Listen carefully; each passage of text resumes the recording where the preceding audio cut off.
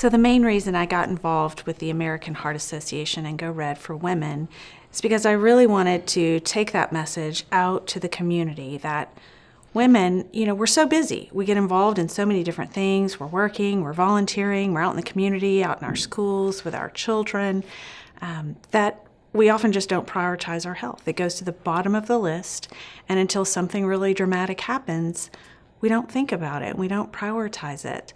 And we all know that heart disease is the #1 killer of women, and there are things that we can do to change that statistic. And I really wanted to take that out into the community and talk to women. And you're getting ready to hear a story from my friend Melanie that really drives home that it can happen when we're active, when we're busy, when we're just living life. And it's important to know that we really have to take care of ourselves and really make it a priority.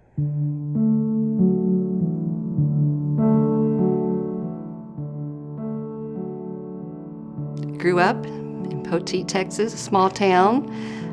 Was very active, played a lot of sports, and I am a wife and mother of 2 children, a boy and a girl. We are a tennis family. All of us played tennis. I taught my children how to play tennis when they were young, and my dad taught me.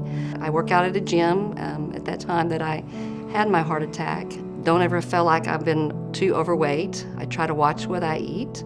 At the same time, my family are important to me, so I've tried to teach my children the right things to eat and the way to eat. I had my heart attack 4 years ago in February, this coming February. It was a Monday morning, so I, get up, don't be lazy, get up and go do your workout like you're supposed to. About halfway through the workout, I decided I needed to go home, and drove myself home from the gym, and went home and got home, and I started having chest pains. My arms started aching, and so then I started throwing up. And at that point, I knew I needed to do something. I have a background enough to know with my physical education, and my mother's a nurse and my sister's a nurse, to take aspirin. So we drove in and got to the emergency room, and things got rolling, and took tests, and I'm still, at that time I felt better. I thought, oh, this is ridiculous. So they do the blood work, they do all the tests, and the emergency room doctor comes in and he says, you sure you haven't had any symptoms? You sure you haven't had any chest pains? Are you sure, this and that and this and that? And he says, Mrs. Starrage, you had a heart attack. And I looked at him and I was like, no way, Can't be. Once they went in and did a heart cath, they realized I had 90% blockage.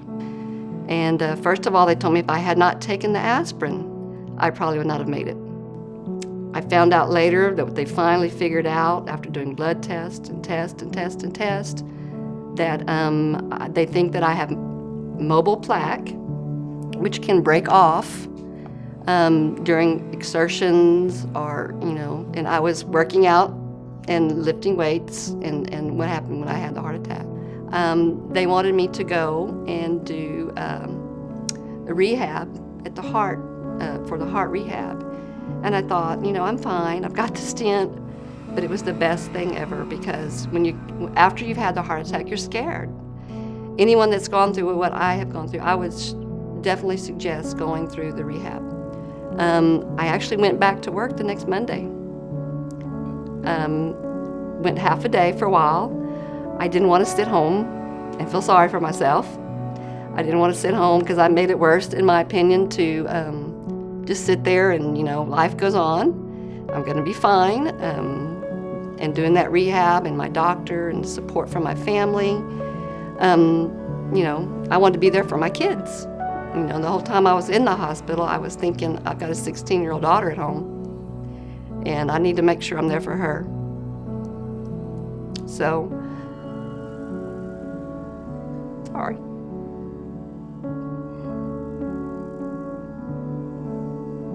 I'm not worried about myself so much, but I was worried about my family not being able to have me there. And that's what got me through it. I had to be there for them. Sorry.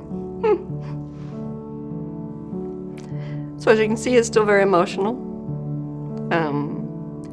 I've had a normal life since then, and I am very blessed, and I'm thankful to God that I had a second chance to survive and to go on and be there for my family.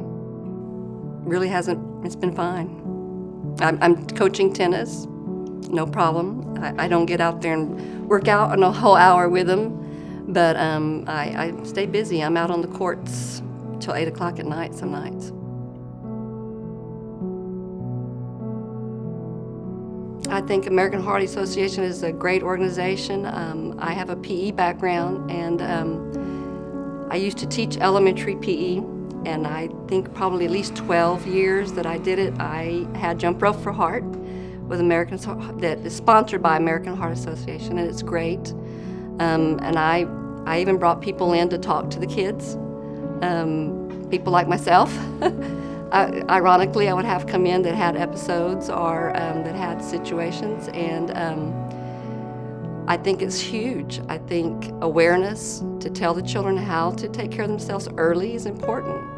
Their lifestyle, their eating, because obviously what happened to me didn't happen overnight. There had to have been something that a diet at some point in time that caused the plaque. And I grew up, thinking I was doing most of the things that I should be doing. So I think it's huge to train and teach our children early, and I think the Jump Rope for Heart is just huge. If I could tell women anything about that is to, make sure you're taking care of yourself, because I think women, mothers, parents get so involved with their family that they don't take care of themselves. And you find out it's a gradual thing, so you don't realize it until it happens.